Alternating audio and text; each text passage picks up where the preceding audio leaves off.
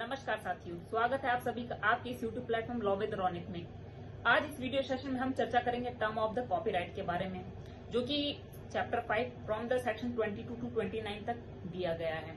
तो किस सेक्शन में किस प्रकार के कॉपीराइट के टर्म को दिया गया है, अगर इसे हम लॉ स्टूडेंट रिमेम्बर कर ले तो ये हमारे लिए ही अच्छा होगा, क्योंकि मैंने मोस्ट ऑफ द एग्जाम्स में देखा है कि ये इसको ऑर्डर में सेट करने के लिए दे देते हैं। तो it's not a big deal and also it is not a rocket science, so we can remember it very easily through the numerics.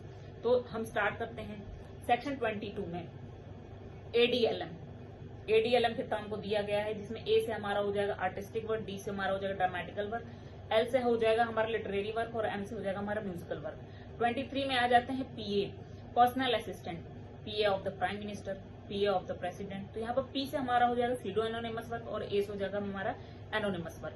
24-25 को हम रिमेम्बर कर लेते हैं पीपी से। अभी मैंने आपको बताया कि PA of the prime minister, PA of the president, PP. तो हमारा 24-25 में आ जाएगा पी से 24 में हो जाएगा पोस्थोमस वर्क और 25 में पी से हो जाएगा हमारा फोटोग्राफी। फिर हम आ जाते हैं 26-27 में सीएस कंप्यूटर साइंस, सीएस के थ्रू इसको हम याद कर सकते हैं, जिसमें 26 में सी से हो जाएगा हमारा सिनेमेटोग्राफी वर्क और 27 में एस से हमारा हो जाएगा साउंड रिकॉर्डिंग। फिर हम आ जाते हैं 28 में हमारा आ जाएगा गवर्नमेंट वर्क। फिर हम आते हैं 28 एंड 29 में www का नाम सुना होगा आपने। तो 28A और 29 को हम www के थ्रू याद कर सकते हैं, जिसमें 28A में W का है कि work of the public undertaking और 29 में है work of the international organisation. तो इस न्यूमेरिक्स के थ्रू हमारा 22 और 29 तक हम किस सेक्शन में कौन से कॉपीराइट के टर्म को मेंशन किया गया है हम इजिली रिमेम्बर कर सकते हैं। अब हम देखते हैं कि कौन से कॉपीराइट को कितने टर्म तक प्रोटेक्ट किया गया है। तो इसमें दो चीजें हैं, एक चीज है हमारा author's life time plus 60 years और दूसरा है 60 year from the date of publication. दो चीजें हैं, author's life time plus 60 years और दूसरा है हमारा 60 years from the date of publication. तो जो author's life time plus 60 years है, इसमें हमारी 5 चीजें आ जाती हैं।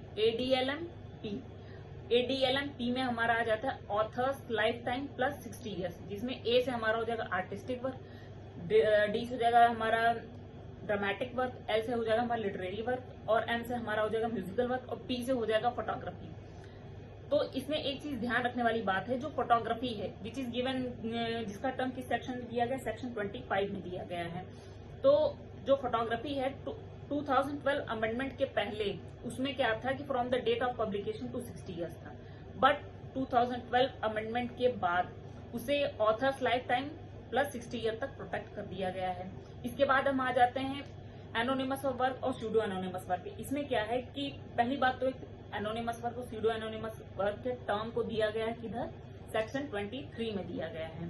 तो इसमें क्या है, पहली बात तो एनोनिमस वर्क और स्यूडो एनोनिमस वर्क का होता क्या है। एनोनिमस वर्क मतलब जिसका नाम हमें न पता हो, और स्यूडो एनोनिमस का मतलब ये है कि अगर कोई काम ज्वाइंट ऑथरशिप में किया गया है, जिसमें हमें एक का नाम पता है बट दूसरे का नाम हमें नहीं पता है, तो ये हमारा आ जाएगा स्यूडो एनोनिमस में। तो इसमें क्या है कि जैसे कि जो एनोनिमस है, जिस डेट पे उस ऑथर का नाम पता चल जाता है तब से लेकर के उसके लाइफ टाइम प्लस 60 ईयर्स तक। और सूडो एनोनिमस में क्या है कि अगर दोनों में से किसी एक का नाम पता है, ज्वाइंट ऑथरशिप में अगर दोनों में से किसी एक का नाम पता है तो उसके whole life time plus 60 year तक उसके वर्क को प्रोटेक्ट किया जाएगा।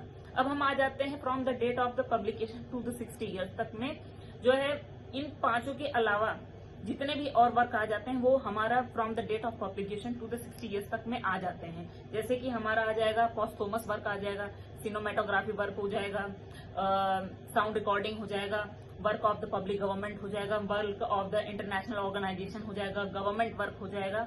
तो इन पांचों को छोड़ करके और जितने भी हमारे कॉपीराइट हैं वो हमारा from the date of publication to से लेकर के from the date of publication to plus 60 years तक उसे प्रोटेक्ट किया गया, वो सब इस कैटेगरी में फॉल कर जाएंगे।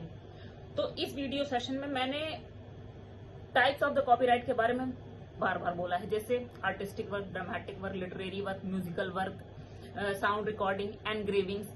तो ये सब कॉपीराइट एक्ट 1957 की किस सेक्शन में मेंशन किया गया है ये आप हमें नीचे कमेंट सेक्शन में बताएंगे। Thanks for watching this video. नमस्कार।